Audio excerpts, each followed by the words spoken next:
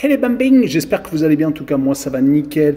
On se retrouve aujourd'hui pour une nouvelle vidéo sur la Ligue 2, la 22e journée entre le 7 et le 10 février. 9 matchs analysés ensemble qui sont les suivants. Martigues contre Troyes, le Paris FC contre Pau, Rodez qui accueille Bastia, Grenoble contre le Red Star et Laval contre Annecy, ça c'est le 7 février. Le 8 février, Lorient contre Amiens, Ajaccio qui reçoit Guingamp et Metz contre Clermont.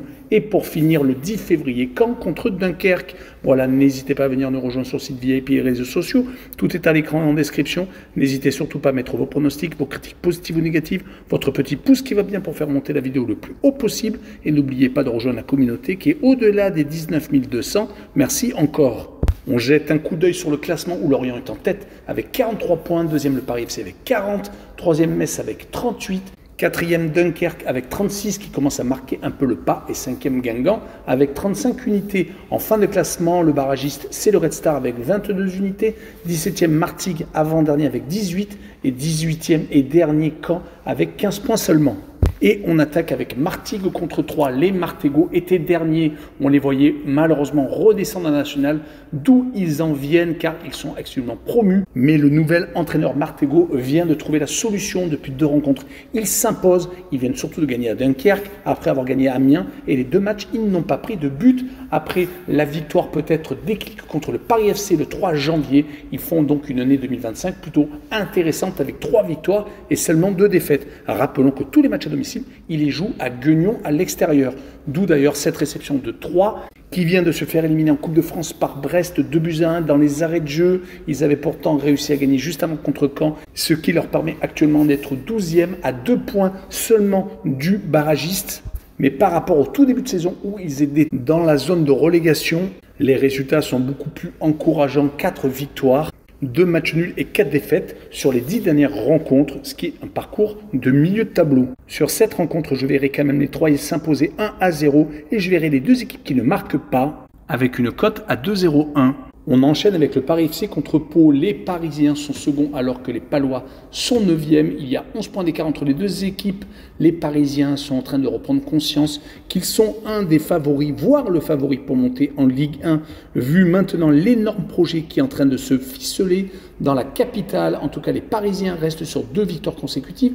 Une dans le derby francilien contre le Red Star, 4-1 et une surtout à Guingamp, très intéressante. 3 victoires sur les 4 derniers matchs. Car rappelons-le, ils avaient eu des défaites un peu embêtantes à Metz surtout et contre Martigues qui était à l'époque dernier. Mais ils vont jouer contre une équipe de Pau qui n'a plus perdu depuis 6 rencontres toutes compétitions confondues, qui a réussi à enchaîner 2 victoires et 4 matchs nuls. Et les matchs nuls ont été contre des équipes comme Pau, Dunkerque, également des équipes comme Laval ou Bastia. Ils étaient pourtant très irréguliers en dehors de leur base.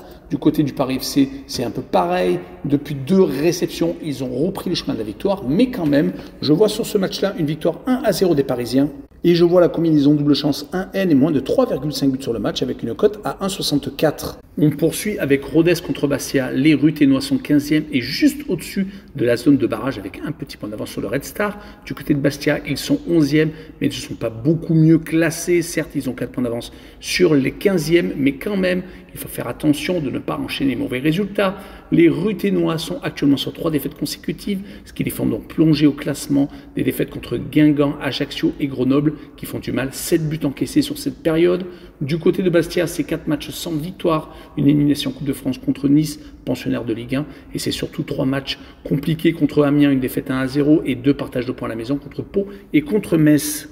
Sur cette rencontre, je verrai bien un 0-0 avec les 2 équipes qui ne marquent pas, avec une cote à 2,07. On poursuit avec Grenoble contre le Red Star, le 8e contre le 16e, 8 points d'écart entre les 2 équipes. Les Isérois ont fait la très bonne opération ce week-end en battant Rodez. C'est d'ailleurs leur 4e succès sur les 5 derniers matchs. Ils se sont vraiment redressés. La défaite contre Metz, même s'il a été sur le score de 3-0, n'a pas entamé leur morale car ils se sont rattrapés dans la foulée contre les Ruténois. Ils se retrouvent encore en course pour les playoffs à seulement 5 petits points du 5e.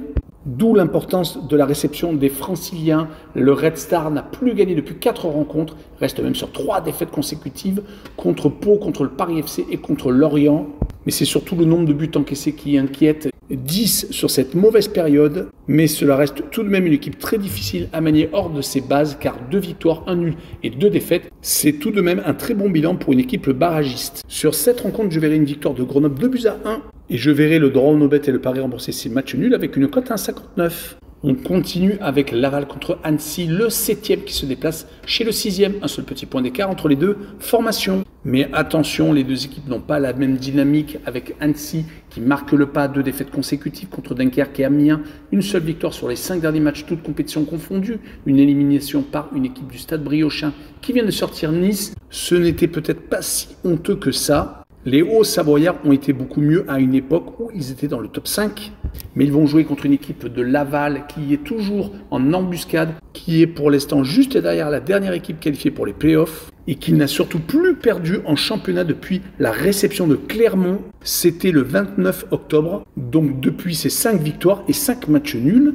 Sur cette rencontre, je verrai quand même Laval s'imposer 1-0 et je verrai la combinaison double chance 1N et moins de 3,5 buts sur le match avec une cote 1,67. Le match suivant est Lorient contre Amiens, le leader contre le 10e, 14 points d'écart entre les deux équipes. Lorient vient de s'imposer au Red Star dans un match très important car avec 9 points sur 9, ils permettent de garder leur avance sur le Paris FC et de creuser peut-être par rapport aux 3 et 4e. Ils sont bien entendu avec l'ambition de remonter en Ligue 1 après avoir été éliminés de la Coupe de France contre un club de National 2 qui vient de se qualifier pour les quarts de finale de l'épreuve. Ils vont avoir comme objectif la montée absolument en Ligue 1. Et cela va passer par une victoire contre Amiens qui de son côté vient de gagner son 2e match consécutif à la maison contre Bastia et Annecy, à chaque fois 1-0.